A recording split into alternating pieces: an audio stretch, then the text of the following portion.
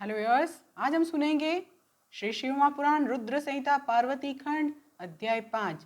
परंतु उससे पहले जो कल का अंतिम श्लोक था उसका अर्थ पठन जो है मैं आपको बता देती हूँ, क्योंकि यहाँ पे वो श्लोक और अर्थ फिर से सुनना जरूरी है। फिर वो जो अध्याय है उसको परिपूर्ण करने के बाद आज का अध्याय चालू करूँगी। जुड़े रहिए, जोड़ते रहिए, सुनते रहिए। ओम श्री गणेशाय नमः। ओम एम सरस्वत्यै नमः। ओम श्री सद्गुरुदेवेभ्यो नमः। ओम श्री स्कंद सहित उमा महेश्वराभ्याम नमः। ओम नमः शिवाय। जो श्लोक था अंतिम श्लोक वो एक बार पठन कर लेती हूँ।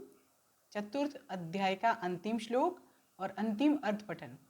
य इदं शृणुयान् नित्यं श्रावयेद्वा समाहितः पठेद्वा पाठयेद्वापि सर्वान् कामान् वाप्नुयात्। जो एकाग्र होकर इस चरित्र को नित्य सुनता अथवा सुनाता है, पढ़ता अथवा पढ़ाता है, वह सभी कामनाओं को प्राप्त कर लेता है। ये रिपीट करने का उद्देश्य इतना ही है कि आप शिव पुराण के महात्म्य को समझे। सती माता जो यहाँ पे उमा माँ हो गई है, उनकी स्तुति सुनिए, समझिए। यहाँ पे ये अध्याय 4 तो परिपूर्ण हुआ है, बता देती हूँ आपको। इति श्री शिव महापुराणे द्वितीयायां रुद्र संहितायां तृतीये पार्वती खंडे देव सांत्वनम नाम चतुर्थो अध्यायः।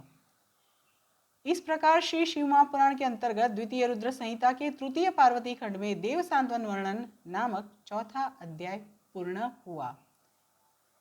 ये मैंने रिपीट किया है आपकी जानकारी के लिए।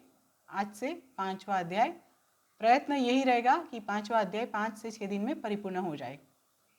चलिए, अथ पंचमो अध्यायः। मैना की तपस्या से प्रसन्न होकर देवी का उन्हें प्रत्यक्ष दर्शन देकर वरदान देना। मैना से मैनाक का जन्म। नारद उवाच अंतर्हितायां देव्यां तु दुर्गायां स्वगृहेषु च गतेष्वमरवृन्देषु किमभूत्तदनन्तरं कथं मेनागिरीशौ च ते पाते परमं तपः कथं सूताभवत्तस्य मेनायां तात तद्वद।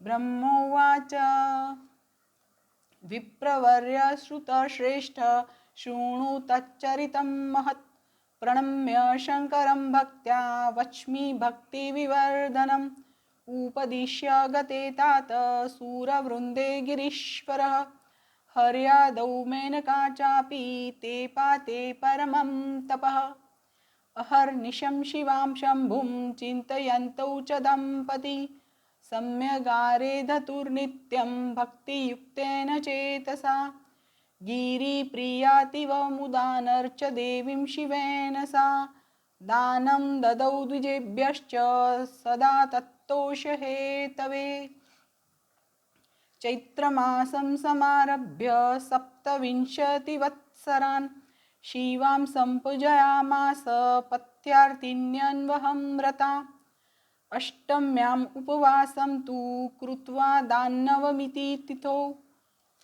मोदकैः बलिपिष्टैश्च पायसैः गन्धपुष्पकैः गङ्गायामौषधिप्रस्थे कृत्वा मूर्तिमहिं उमायाः पूजयामास नानावस्तुसमर्पणैः कदाचित् सा निराहारा कदाचित् सा धृतव्रता कदाचित् पवनाहारा कदाचिञ्जलभृग्यभूत्।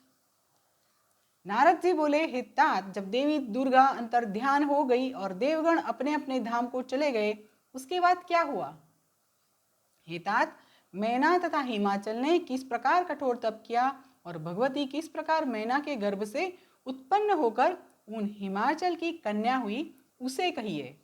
ब्रह्मा जी बोले, हे विप्रवर्य, हे सूत श्रेष्ठ, मैं शिव जी को भक्ति पूर्वक प्रणाम करके उनके भक्तिवर्धक महान चरित्र को कह रहा हूँ। उपदेश देकर विष्णु आदि देव समुदाय के चले जाने पर पर्वतराज हिमाचल तथा मेनका कठोर तप करने के लिए चले गए। वे पति पत्नी भक्ति युक्त चित्त से दिन रात शंभु और शिवा का चिंतन करते हुए उनकी सम्यक रीति से नित्य आराधना करने लगे। गिरी प्रिया वे मैना प्रसन्नतापूर्वक शिवजी के साथ देवी का पूजन करती थी और उन्हें प्रसन्न करने के लिए नित्य ब्राह्मणों को दान देती थी। संतान की कामना से मैना ने चैत्र मास से आरंभ करके 27 वर्षों तक संतान की कामना से मैना ने चैत्र मास से आरंभ करके 27 वर्षों तक प्रतिदिन तत्परतापूर्वक शिवा की पूजा की। वे अष्टमी को उपवास करके नवमी तिथि को लड्डू, पिठी, खीर, गंध, पुष्प आदि अर्पण करती थी।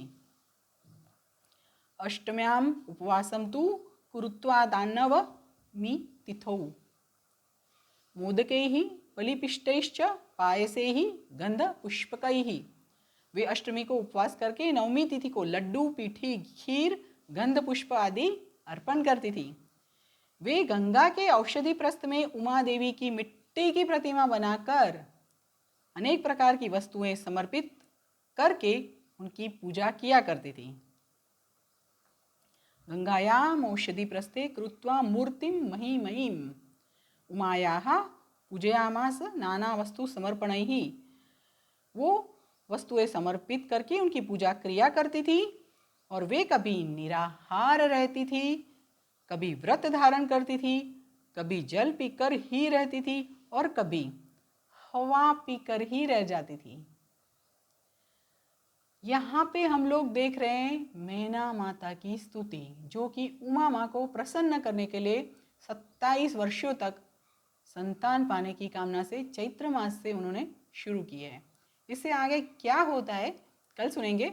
आज अभी आप मेरे साथ ओम नमः शिवाय बोलिए। ओम नमः शिवाय, ओम नमः शिवाय, ओम नमः शिवाय।